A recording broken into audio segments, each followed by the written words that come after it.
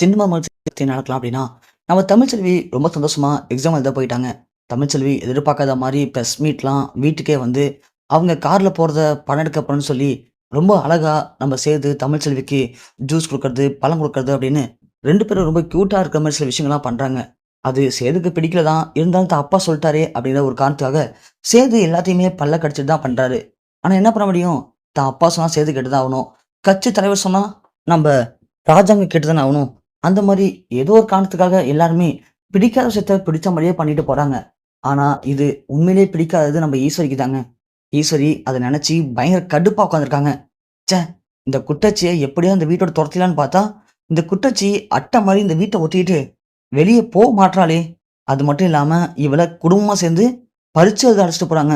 அந்த அளவுக்கு இவளுக்கு நல்ல நேரம் போயிட்டுருக்கு.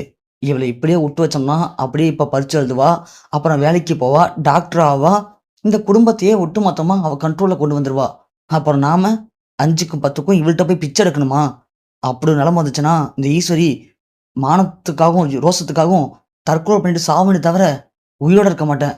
ஆமா, நாம ஏன் சாவணும்? அவ சாகட்டும் அப்படின்னு ஈஸ்வரி பயங்கர கடுப்போட இருக்கும்போது, நம்ம போஸ் கால் பண்றாப்ல. போஸ் கால் பண்ணவும், "என்னம்மா? என்ன பண்ற?"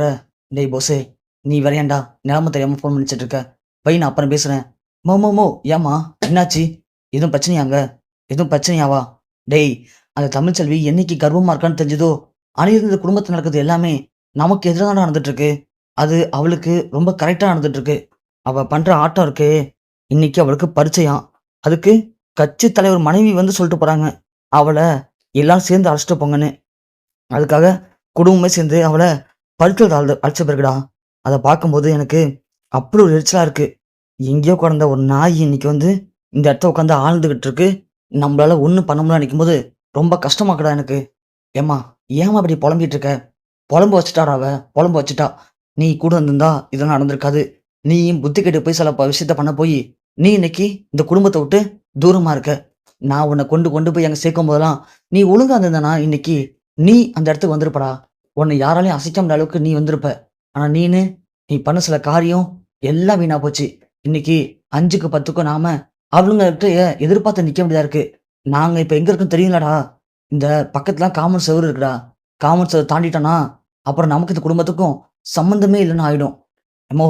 இப்ப என்னம்மா? அவள ஒழிச்சு கட்டிட்டா முடிஞ்சு போச்சு எல்லா பிரச்சனையும். அதானே? ஆமாடா. அவள ஒழிச்சு கட்டணும். அப்பதான் நான் நிம்மதியா இருக்க முடியும். விடுமா. இப்ப என்ன அவ? பரீட்சை எழுத போயிருக்காளா? சரி. போனவ திரும்பி வரமாட்டா. சந்தோஷமா இரு. என்ன போஸ் சொல்ற? ஆமாம்மா. நான் நீதிமான்ட்ட இப்பயே பேசுறேன்.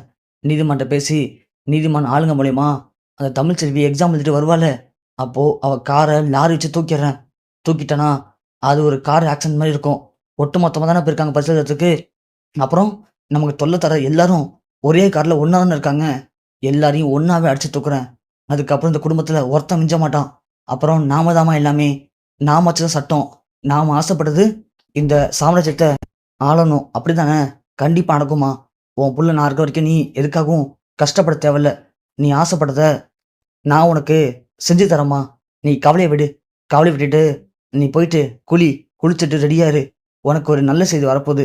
அந்த ராஜாங்கம், சேது, தமிழ்ச்செல்வி, அந்த அப்பத்தா கிழவின்னு எல்லாரும் கார் ஆக்சிடென்ட்ல மேல போயிட்டாங்க அப்படின்னு நல்ல செய்தி வரப்போது. நீ ரெடியா இரு. உட்காந்து ஒரு நாள் ஃபுல்லா அழுவோம். இது நம்ம வாழ்க்கை டோட்டலா மாறப்போதுன்னு சந்தோஷமா இருமா அப்படின்னு சொல்லிட்டு போஸு ஃபோன் வச்சிடுறான். என் தமிழ்ச்செல்வி எக்ஸாம்லாம் எழுதி முடிச்சுட்டு எல்லாருமே அங்கேருந்து கார்ல கிளம்புறாங்க. போஸு நீதிமன்றம் சொல்லி ஒரு லாரி ரெடி பண்ணி வர வழியில அவன் கதைய முடிச்சிட்டனா, நீங்க தான் அடுத்த அமைச்சர் அப்படின்னு நீதிமான் ஏத்தி விட்டு போஸு பயங்கரமா பிளான் பண்றான். இப்போ நீதிமானும் சரின்னு சொல்லிட்டு ஒரு லாரி ரெடி பண்றாரு. நீதிமான் ரெடி பண்ற லாரி சேது கார பதம் பார்க்குமா? தமிழ்ச்செல்வி, சேது, ராஜாங்கம் அப்பத்தானு எல்லாருக்கும் என்ன நடக்க போகுது? ஈஸ்வருடைய இந்த திட்டம் நிறைவேறுமா? நிறைவேறாதா? அப்படிங்கிறத பொறுத்து வந்து பார்க்கலாம்.